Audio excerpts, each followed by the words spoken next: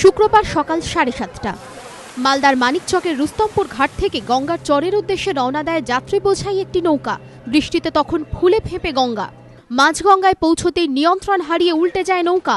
নদীতে তলিয়ে যায় বেশ কয়েকজন। জেলা প্রশাসন সূত্রে খবর, নৌকায় প্রায় 50 জন যাত্রী ছিলেন। গবাদি পশু এবং প্রচুর মালপত্রও ছিল। প্রত্যক্ষদর্শীদের দাবি, নৌকা রুস্তমপুর ঘাট থেকে ছাড়ার পরই প্রচণ্ড হাওয়ায় টালমাটাল ছিল। দুর্ঘটনায় বেশ কয়েকজনের মৃত্যু হয়েছে। ওই নৌকাতে যাত্রী বেশি চড়ে গেছিল, ওরা তাড়ান করলেও যাত্রীরা অনেক সময় শোনে না, যাওয়ার জন্য তাড়াহুড়াতে উঠে যায়। তারপর নৌকায় জল ঢোকার পর নৌকাটা ডুবে যায়। খবর পেয়ে ঘটনাস্থলে পৌঁছয় মানিকচক থানার পুলিশ। পুলিশের সঙ্গে উদ্ধার কাজে হাত লাগান গ্রামবাসীরাও।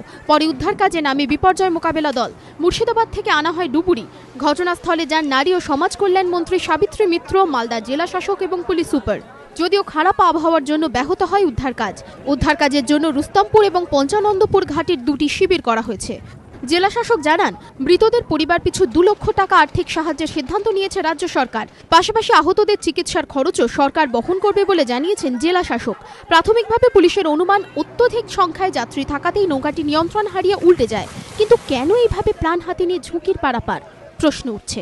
এবিপি আনন্দ।